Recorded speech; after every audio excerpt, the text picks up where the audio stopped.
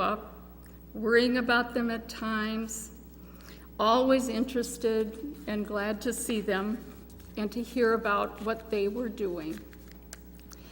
I think, like most grandparents, she probably asked a lot of questions to find this out. And she was good at that. She went to their music conferences, or concerts rather, to the Grandparents' Day, and she wanted to hear about the school sports they were involved in and all the other activities they were doing. She loved the times with the great-grandchildren. For a while, I remember she had Marley with her one day a week, and she always planned something that they could do together, baking cookies, bars, I think sometimes bread, and sometimes playing games and doing fun things they both enjoyed. Little Cameron was a delight for her, I know, and she shared all his email pictures, so I hope Carol keeps that up. In the many years that she enjoyed having her home with Terry and Sue on the lake, one of her greatest pleasures was being closer to and seeing her family. Elaine's strength was certainly seen in her professional life. She served her country in World War II as a WAC, a member of the Women's Army Corps. And one of my scrapbook pages has souvenirs from her related to that time, some of her uniform patches and letters from her. About a month ago, I talked to her about the letter describing a weekend she and girlfriends spent in New York City. She said it was Thanksgiving weekend, and the three of them were stationed, I believe, in Maryland then. And they had a wonderful time going around New York, seeing sights, and went to the Rockettes show. Elaine was a college graduate when it was not very common for women to do this. As a home economist, she worked as a county home agent and was excellent in this field. She understood farm life and made friends with the families she worked with. Her interests and talents in sewing, foods and nutrition, better ways to do homemaking tasks were put to good use in this position as well as in her later teaching position, teaching home economics. A few times I got to stay with her during her county fairs and met some of the 4-H kids she worked with. In fact, one of them became my little sister in college. And at one fair, I even got an autographed picture of Tex Ritter. For those of you who don't know, he was one of the cowboy stars back in the 50s. He was on TV, the TV cowboy movies. I think Elaine enjoyed her years as a home ec teacher, even when it was hard, as teaching certainly can be. She was good at it, teaching both boys and girls some of the things that they would find useful to know throughout their lives.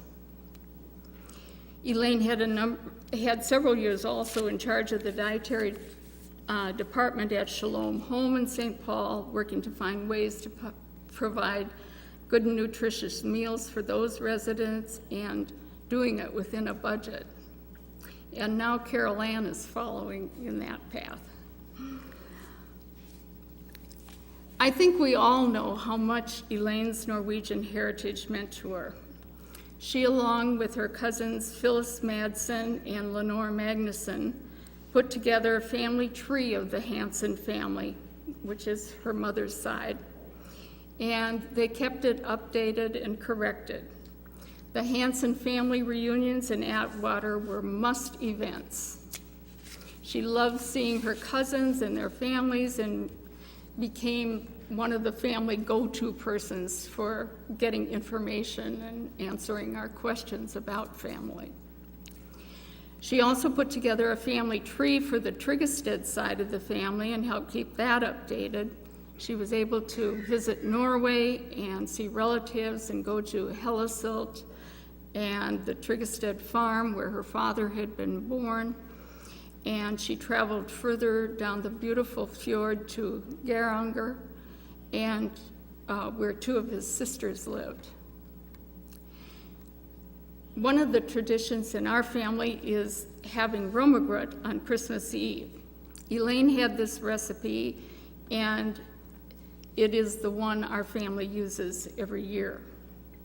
She had both Grandma Tryggested's and Hannah Carlson, Grandma's sister, recipe for making the sweet lefse, the one spread with pre-most and butter and sugar. Very good. Grandma Tryggestead was an excellent cook. She had been a cook for an army general before she was married, and she taught her daughters well. My mother, Gertrude, and Elaine were all outstanding cooks. Elaine was always trying out and sharing new and fun recipes. We all got the benefit of her jams and cookies and bars and hot dishes and all of the good things she knew. Daniel, I think, inherited her cooking ability. I know Elaine was grateful for the meals that Dan prepared and froze for her in the last several months of while she was living at the care center. There are so many more things that could be talked about, such as Elaine's enjoyment and her knowledge of the Minnesota Twins and the Lynx, her sewing and craft projects, her huge cookbook collection. But like her siblings, Elaine had standards of how things should be done. And she could tell you when it wasn't done right. But also over the years, and with her background, she had learned when to take shortcuts, when they were okay, how to do them, and pass this information on as well. Elaine was a strong woman, but she was also kind and gentle, which was very much like her father, our Grandpa Tryggestead. She was interested in other people and ideas and had her own opinions, so it was always fun to talk with her. Despite the many challenges, worries, and difficulties Elaine had to address throughout her life, she always thought things through and figured out a way to deal with them. She had her share of down moments, yet she was resilient and bounced back up and found something to enjoy. Her sense of humor was never very far away, and she smiled and laughed a lot. So, describing Elaine as a strong, independent Norwegian woman is really a pretty accurate description. I don't know if this is inherited or learned, but she was an admirable role model for it. I will miss that greatly, and we will all miss the special place she had in the lives of each of us.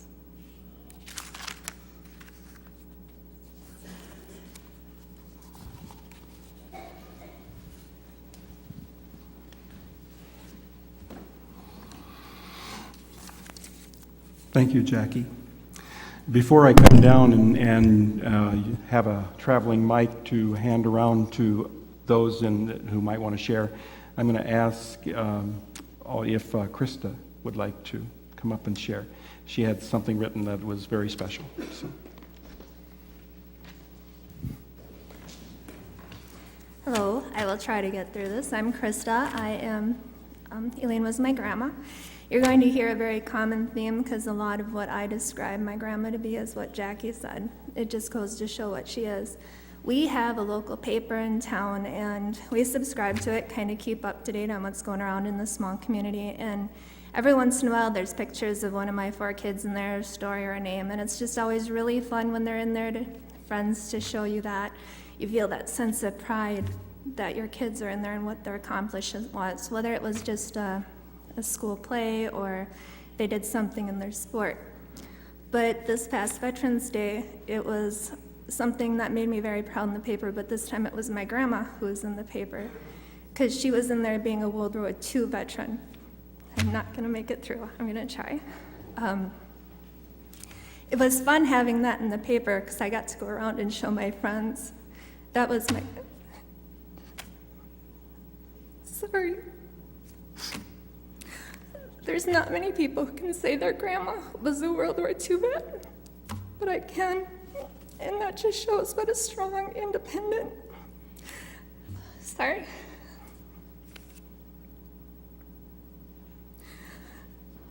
Strong, very independent, and absolutely unconventional describes my grandma. She was a World War II vet. You listen to the stories from when she was little, and I think it's really neat to know that my grandma, she would tell me how when she went to school, she moved into town by herself with her sister, and those two lived in their own apartment, made their own meals, got themselves ready for school, and that's where they went to school in Atwater. You'd never hear that nowadays. And then she told me how when she decided she needed to serve our country, she heard that calling to serve in World War II. And she told me how she got on by herself on the Loose Line Trail down in Hutchinson and rode the railroad by herself and took off on that adventure. Just being the independent person that she is, she came back, like Jackie said, she went to college. That's not something most women did back then, but she went to college, started her family, and even after divorce, she just kept on going, being that strong person she is, raising her 3 awesome kids by herself, providing for them, becoming a teacher. I think teaching is something she did as she was instructed as an instructor all the way through her life. She never stopped teaching, and she loved to instill what she knew on other people. And you know, she was just a very strong, very proud. I'm very proud of her. I was lucky enough at the age of 5 to have her become my grandma. And from that day, I've been blessed with her love and her teaching. I'm just going to read, it's maybe easier. In everything that she did, she was independent, strong, and very strong-willed. She showed me by example that you do not need to rely on others because you can do it yourself. She showed me I was very lucky.